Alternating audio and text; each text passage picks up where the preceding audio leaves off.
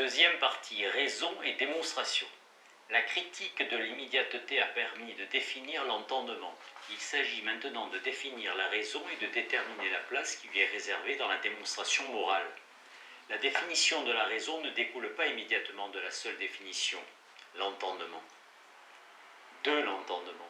On sait qu'il n'y a pas, aux yeux de Locke, de multiples capacités en l'homme et qu'il n'y a qu'un ensemble, l'esprit, qui entend passivement et activement et peut suivre les procédures qui en font une raison. Il reste à préciser quelles sont ces procédures que suit l'entendement, le raisonnement, et qui le transmue en raison. La question se pose en effet de la façon dont l'entendement, faillible et propre à chacun, peut à travers le raisonnement atteindre l'universel, sans pour autant verser dans ce qui a précisément été écarté par la critique de l'immédiateté, la droite raison. La question se pose d'autant plus que le vocabulaire de Locke ne laisse que rarement apparaître l'identité substantielle de la raison et de l'entendement dans un seul et unique mind. Couramment, la raison est traitée en capacité propre, distincte de l'entendement. C'est le cas des Treatises on Government, mais c'est aussi le cas de l'essai, où l'opposition de la raison et de la foi peut laisser croire qu'on a deux instances, que l'on a deux instances opposées. Il s'agit donc de spécifier entre l'entendement, la droite raison et la foi ce que Locke dénomme raison. Ceci fait, il restera à dire quel est l'objet de cette raison en morale. Nous chercherons à préciser deux choses. D'une part, en suivant l'essai, qui s'en tient officiellement à cet objectif limité, qu'est-ce que déduire et comment déduire. D'autre part, avec les manuscrits, les œuvres secondaires, mais aussi quelques indications éparses de l'essai, que déduire en morale, le contenu de la loi, sa puissance contraignante ou les deux. Nous sommes donc parvenus ici à la question centrale, la loi naturelle et son élaboration. Même s'il n'est que peu question de loi naturelle dans l'essai, le livre est organisé autour de cette recherche effectuée hors de ses limites, entre la démonstration du contenu de la loi naturelle et la démonstration de son obligation, entre l'élaboration des novos de la loi et la vérification par la raison d'une loi naturelle déjà connue par révélation.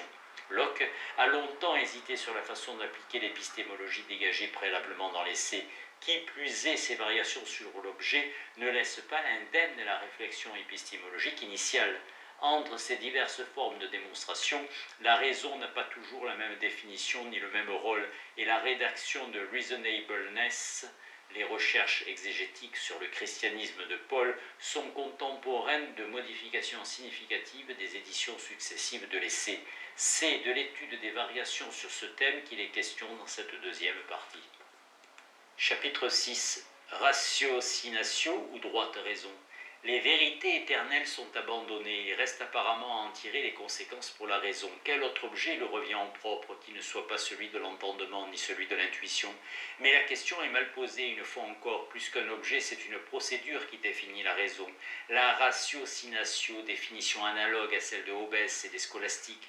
Il restera alors à déterminer le rapport à la raison de deux instances proches, intuition et foi, pour être à même de noter dans le chapitre suivant comment, en morale essentiellement, procède la déduction.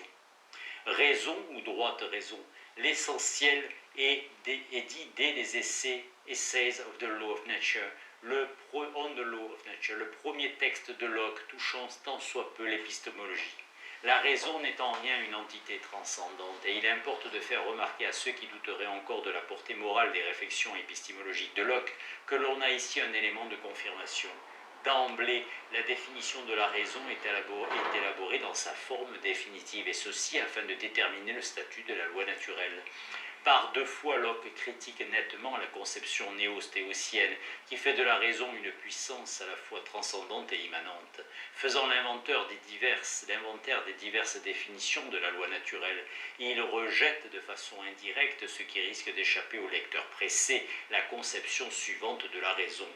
Deuxièmement, loi naturelle nomme droite raison, ce que revendique tout être qui se considère comme humain, mais par raison, il ne faut pas, à mon avis, entendre alors cette capacité de l'entendement intellectus qui organise l'argumentation discursus et déduit les conclusions, mais certains principes pratiques assurés dont jaillissent les sources de toutes les vertus et tout ce qui est nécessaire à la bonne conformation des mœurs, et ce qui est correctement déduit de ces principes est appelé à juste titre conforme à la droite raison. La dernière partie de la citation n'expose nullement la thèse de Locke. Elle présente au contraire une thèse selon laquelle la raison jaillit en proposition morale toute constituée. Et cette thèse écarte la position lockienne donnée en milieu de citation sous une formulation qui rappelle la critique de Chambéry.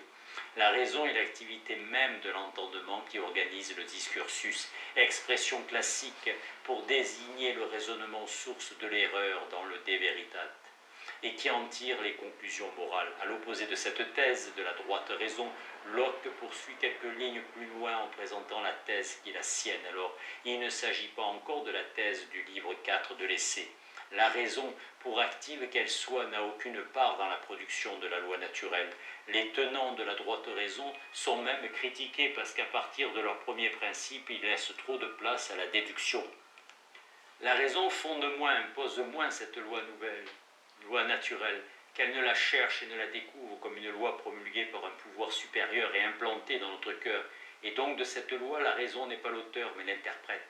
À moins qu'en minorant la dignité du législateur suprême, nous ne voulions attribuer à la raison la loi reçue, alors que la raison ne fait que la chercher, alors que la raison qui n'est qu'une faculté de l'esprit, qui n'en est qu'une part, ne peut nous donner de loi.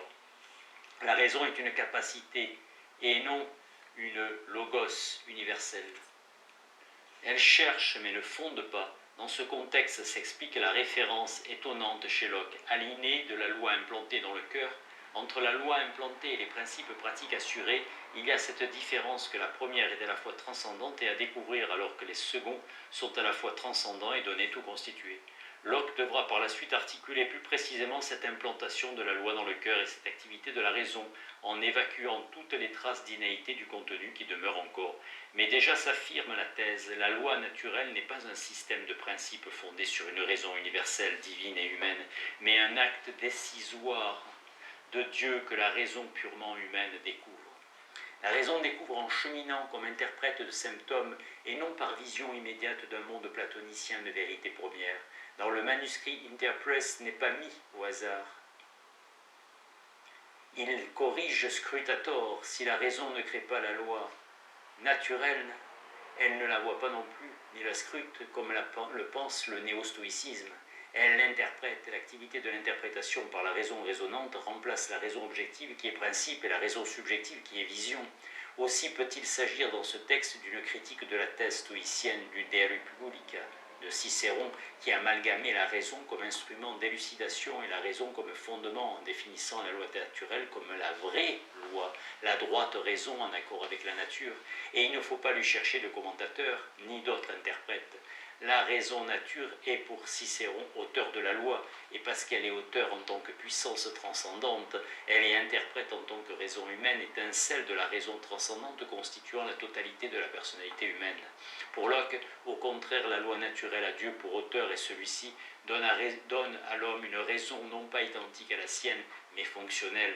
La raison est un instrument arbitraire destiné à rendre possible le bonheur et le salut à partir des signes laissés dans la nature. La raison ne dit pas l'ordre du monde, elle décrypte ce que Dieu nous en laisse connaître.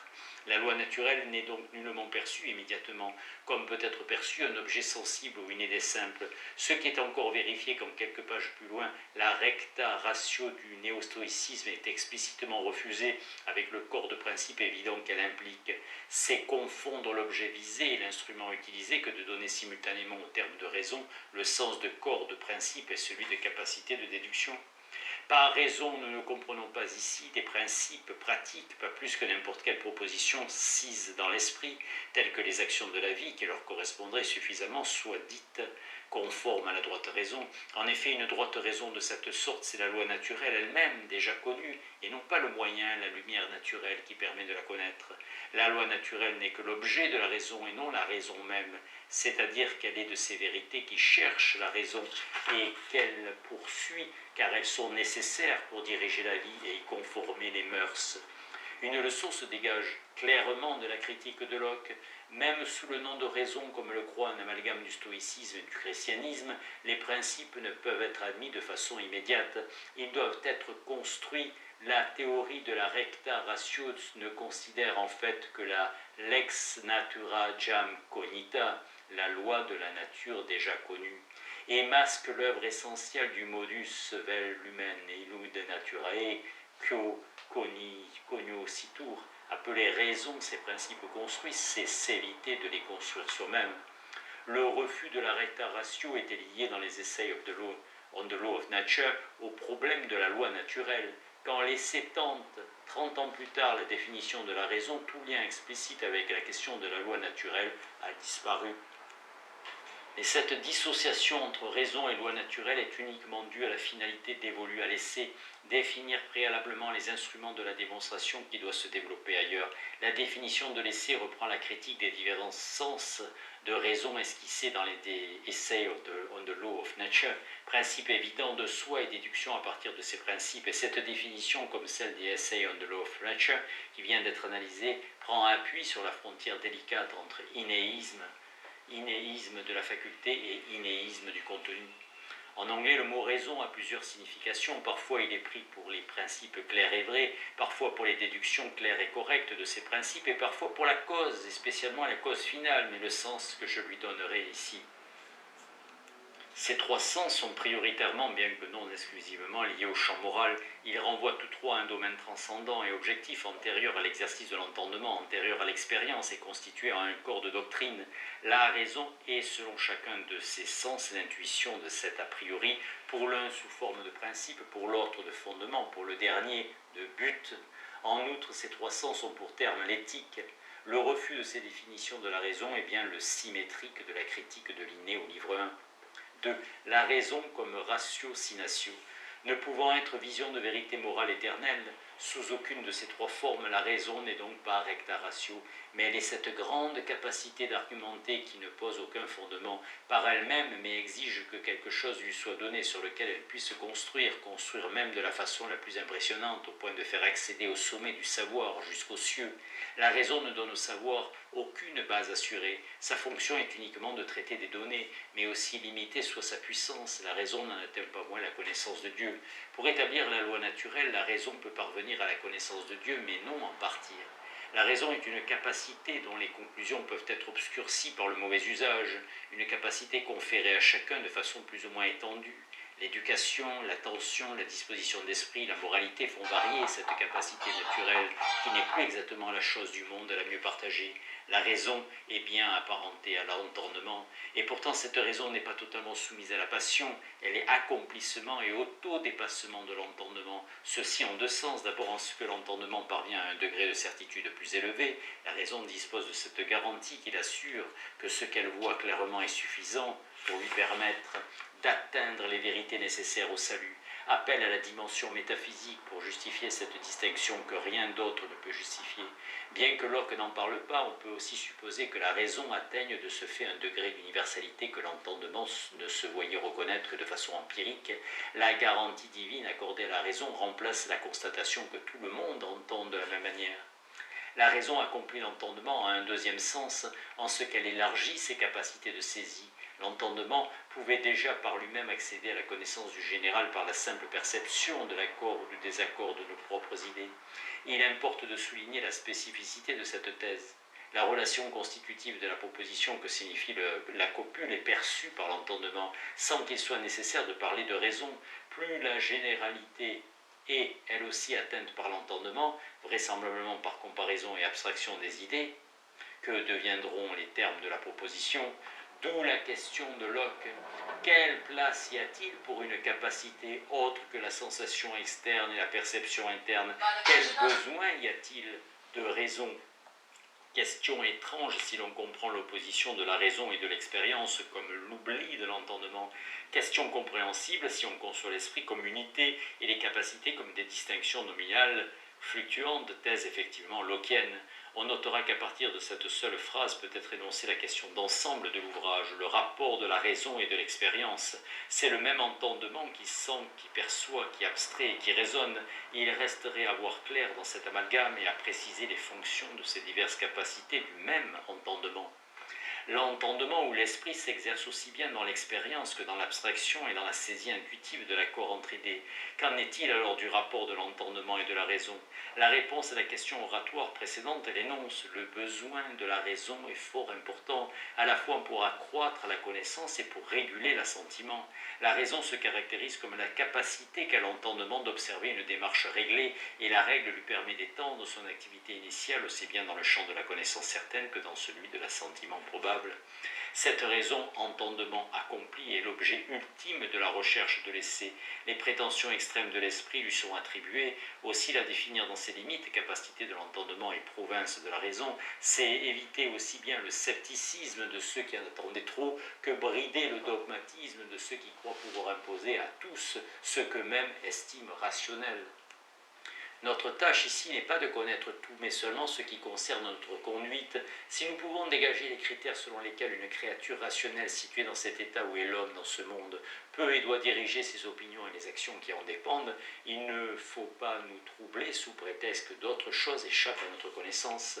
L'essai compense la perte de prétendues connaissances spéculatives en réalité inaccessibles par la mise en valeur des capacités éthiques de la raison humaine. Ces capacités éthiques ne font pas sortir l'homme de son état présent, comme l'espèrent les théologiens et les philosophes persuadés que l'essence des choses est à leur portée. La raison demeure humaine, même si elle est don de Dieu. Dans le monde où nous sommes, entre deux infinis, la raison est le guide assuré que Dieu nous a laissé. Cette raison, Locke la définit précisément comme la ratiocination que critiquait Herbert of Cherbury. Par raison, on comprend ici la faculté discursive de l'âme qui procède du connu à l'inconnu et déduit l'un de l'autre selon un enchaînement assuré et valide des propositions. Voilà ce qu'est cette raison dont l'œuvre permet à la famille humaine d'accéder à la connaissance de la loi nouvelle.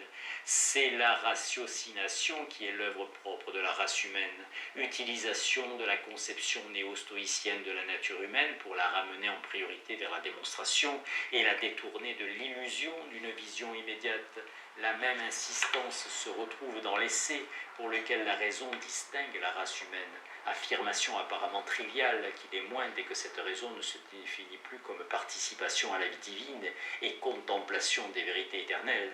La raison n'est que mise en relation réglée d'idées singulières. Si elle porte sur l'universel, ce n'est pas par soi, mais en fonction des termes qui lui sont soumis, termes singuliers qu'une lieutenance arbitraire, œuvre de l'entendement faillible, fait signifier l'universel. 3. Les étapes de la ratiocination. Dans les essais on the law of nature, l'examen de la raison se réduit à son identification à la ratiocination. Dans l'essai, Locke s'étend sur l'analyse du statut de la raison. L'activité de l'entendement réglé est décomposée en différentes étapes, steps and degrees, plus précisément différents modes d'agir, deux partitions successives dont la cohérence ne saute pas aux yeux. Le paragraphe 2 se contente de la distinction classique de l'eventio et de la déduction, dénommée ici sagacity et illatio ou inférence. Et le paragraphe suivant distingue 4 degrés. Cette différence tient d'une part à la bipartition du moment le plus délicat, l'inférence, et d'autre part à l'intégration explicite de l'intuition dans l'activité de raisonnement. Les étapes du raisonnement, significativement, on hésite à dire raison, sont successivement la capacité de trouver les idées intermédiaires du raisonnement, qui ne sont pas les moyens termes scolastiques, ou sagacity, la capacité de les ordonner en une relation probante entre les extrêmes, et latio. Puis étape centrale, la vision de la relation entre les parties, cet aspect de l'intuition qui nous a posé question à la fin du chapitre précédent, et que Locke réintroduit ici comme élément de la raison. Dernière étape, la conclusion est dégagée. Ce qui distingue l'homme des animaux, ce n'est donc pas un savoir divin, mais une procédure purement humaine en 4 moments. Le premier degré consiste à imaginer une idée servant de médiation entre deux autres, trouver les preuves. Plusieurs remarques à ce sujet. D'abord, cette fonction d'invention est caractéristique de l'usage de la raison, dans la mesure où l'invention des intermédiaires est pour beaucoup dans la différence de rationalité entre les individus, et dans cette mesure, cette fonction de la raison dévolue au début du livre à la sagacity est la première et la plus haute. Elle permet de découvrir soi-même un raisonnement, et non seulement de comprendre celui des autres. Comment alors expliquer que dans une autre topique difficile à accorder avec celle-ci, Locke attribue à la wit cette fonction de découverte des étapes intermédiaires? du raisonnement. Sans doute faut-il comprendre cette ambiguïté comme le fruit de la prévention à l'égard de l'imagination. La WIT, W-I-T, était alors parente de la fancy qui joue dans l'analogie, l'hypothèse, l'allusion et la métaphore. Et des textes ultérieurs du même essai exclut totalement des œuvres de la raison cette capacité inventive. Selon les contextes, l'imagination est parente ou adversaire de la raison. Dès le draft A, d'ailleurs, Locke unissait raison et imagination comme activité du même entendement. L'entendement sait certainement que quand il pense, raisonne ou imagine, il existe. S'en étonner permet de mieux comprendre qu'il n'est pas de raison en soi, mais bien un certain usage de tout l'esprit. Que la raison soit descendue de son piédestal l'apparente à tout autre usage du même entendement. L'ambiguïté de la raison est désormais celle de toute création d'artifice, par cette capacité naturelle qui peut être aussi bien mauvaise imagination que bonne sagacité selon l'usage qui en est fait. L'idée, le mot, l'écriture, le gouvernement, la monnaie sont à la fois conditions de retour à la nature et risque permanent de déformation. L'analogie est source de savoir autant que de roman. Le gouvernement assure le bien public raisonnable, mais peut aussi verser dans la tyrannie. La raison, comme toute activité humaine, est déchue. Elle n'est pas intuition assurée du vrai, mais usage correct, toujours soumis au risque de la déformation, sauf application critique au seul domaine de la pratique, où Dieu garantit son usage mesuré. En fait, Locke dénommera raison le seul bon usage de cette imagination. La raison n'est plus droite raison, critère ou fondement. Elle est activité dont l'assurance repose sur l'élément central, l'ordre clair et adapté, fit, la connexion et la force perçue. Le troisième degré, la perception de la connexion, est effectivement le plus important. Sur lui repose la charge de la preuve. Nous savons déjà que l'intuition est la perception passive d'un rapport entre idées qui se manifestent par lui-même. Le fondement de la certitude réside dans les idées elles-mêmes et dans leur accord ou leur désaccord que la raison ne change pas et ne peut pas changer. Elle ne peut que juxtaposer les idées pour que cet accord soit perceptible. Letter to Stillingfleet. Il ne faudrait pas prendre prétexte de ce texte pour soutenir que l'idée est la seule origine de la connaissance. L'idée simple est celle qui ne peut être modifiée par l'entendement. Leur relation est perçue par intuition pure. Dès que les idées sont complexes, l'entendement est déjà intervenu pour comparer, abstraire, selon les procédures décrites plus haut. L'intuition du rapport de telles idées dépend donc de l'entendement qui a participé à la constitution de ces idées complexes et en outre du raisonnement qui a su mettre correctement en présence ces idées.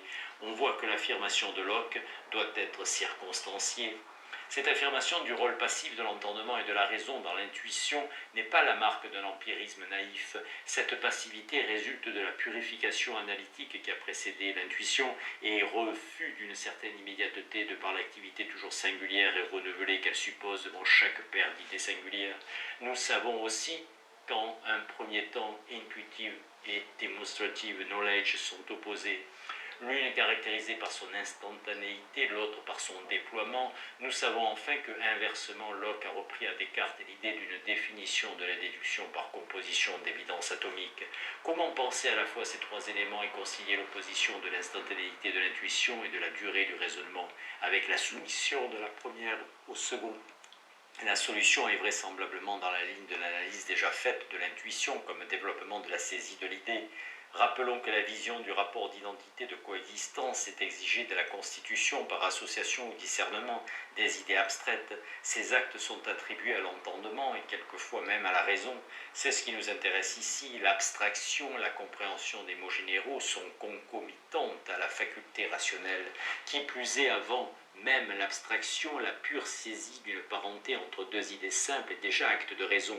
La dissociation des idées, la perception de différence l'est également. La saisie du rapport entre deux idées est activité de l'entendement sans raison, mais est aussi présentée ici comme étape du raisonnement. Et enfin, dernière étape dans cette désacralisation, la simple possibilité d'avoir des idées concrètes et de les organiser témoigne d'un début de raison, puisqu'aux animaux qui ne peuvent saisir que des idées simples et les associer en apprentissage, nous ne pouvons refuser une certaine raison. Bref, ce qui est déjà était apparu dans l'analyse de l'intuition se confirme ici. L'entendement, l'intuition, la raison ne sont pas attachés strictement à un domaine d'objet. Il s'agit d'une activité unique recevant diverses dénominations selon l'aspect dominant. L'entendement perçoit et associe, l'intuition saisit le rapport entre deux idées et la raison enchaîne les intuitions.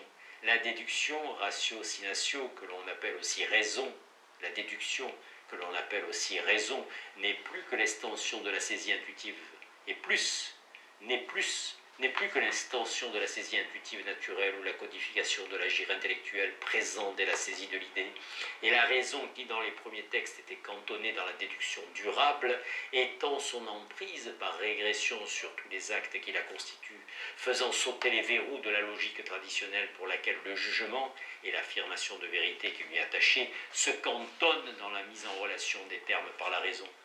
Mais du fait même se justifie l'équivocité de l'idée, si souvent dénoncée et reconnue par Locke. Si l'idée est définie comme tout objet de l'esprit, et si le même esprit mind est aussi bien sensation passive qu'abstraction active ou encore raisonnement déductif, l'idée est elle-même fantasme, concept aussi bien que terme de raisonnement, et de même que la continuité de l'esprit est essentielle à la cohérence de ses actes, de même la continuité de l'idée est essentielle à la cohérence de la connaissance.